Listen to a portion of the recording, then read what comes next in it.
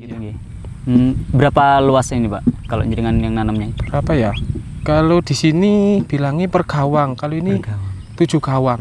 7 gawang itu berapa? Per gawang itu 400 meter. 400 meter. Iya. Pas udah make inabor gini, kan bagus berarti hasilnya, Pak? Bagus. Dari sebelumnya itu juga bagus. Kira-kira kalau untuk hasil tonasenya? Kalau rata-rata musim sebelumnya itu per gawang di sini itu 8 kuintal sampai 1 ton.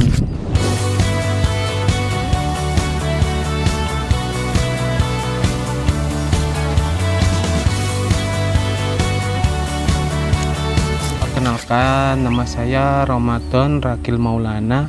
Saya petani dari Desa Sumber Brantas. Kalau di sini wilayahnya desanya Sumber Brantas, Dusun Jurang Kuali. Saya umur 32. 32 masih termasuk ini ya, muda gitu, Pak?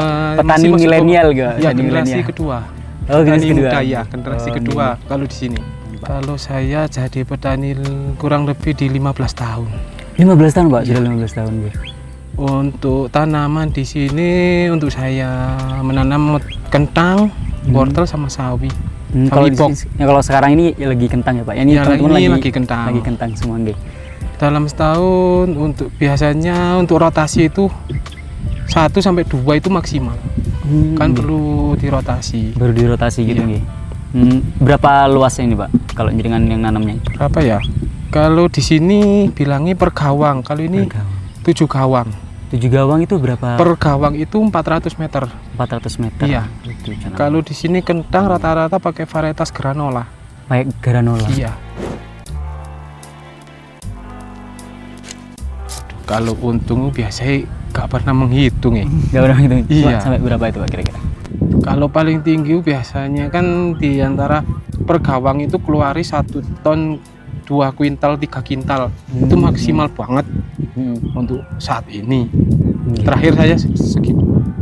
Untuk harga jualnya juga, Pak? Harga jual waktu kemarin, musim kemarin itu masih di angka 11.500. 11.500. Iya, 11.500. Lumayan tinggi juga nggih, Pak? Ya lumayan tinggi. Untuk harga kentang musim-musim ini masih stabil sih. Masih stabil nggih, Iya, Pak? masih stabil. Di atas 10.000. Paling susah di kentang mungkin faktor cuaca. Faktor cuaca nggih, Pak? Iya, karena cuaca untuk saat ini kan tidak bisa diprediksi. Seperti saat ini harusnya kan musim kemarau, tapi kan masih hujan. Nggih. Nah itu nggak bisa diprediksi. Terus jenengan ngatasinya gimana, Pak? Biar berhasil ke panennya nanti. Mungkin intensitas perawatannya lebih pendek, nggak bisa panjang. Gitu nih. Kalau musim kemarau kan biasanya 4-5 hari. Kalau seperti ini kadang bisa sampai 2 hari. Bisa sampai 2 hari. Gitu. Semprot lagi gitu.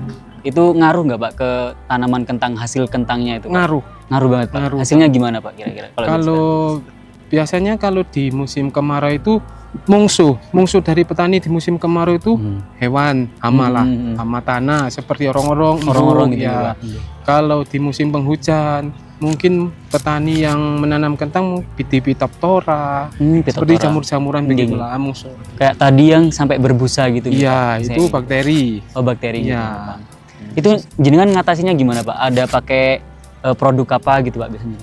Ada sih untuk sebenarnya kalau di petani milenial, petani muda itu sudah memakai sejenis triko, sejenis bakteri-bakteri bacillus seperti itu bisa menangani. Tapi kan jenis itu apa ya, hidup, nggak bisa langsung kita aplikasi sekarang harus jadi nggak mungkin. Harus ada berapa jangka waktu gitu. Iya. Kalau ini, Pak, kalau jenengan kayak pakai inabor gitu. Oh ya, pakai. Kalau inabor saya pakai mungkin dari perbandingan pakai inabor dan pakai produk lain. Ada perbandingannya. Dan inabor pun larut untuk spray bagus sih. Pengalaman saya seperti itu.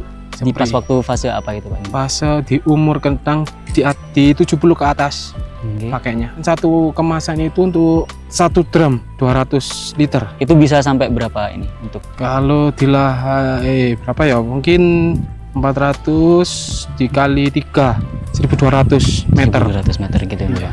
Wah, lumayan ya, Pak. Iya. Gitu. Kalau rata-rata musim sebelumnya itu per gawang di sini itu 8 kuintal sampai 1 ton. Itu grade yang jual gitu. Yang kejual gitu. Iya, Pak? grade jual. Kita kalau di sini rata-rata menghitungnya yang grade jual aja. Mungkin kalau perbandingannya pakai inapor lebih seragam, dari besarnya umbi lebih seragam.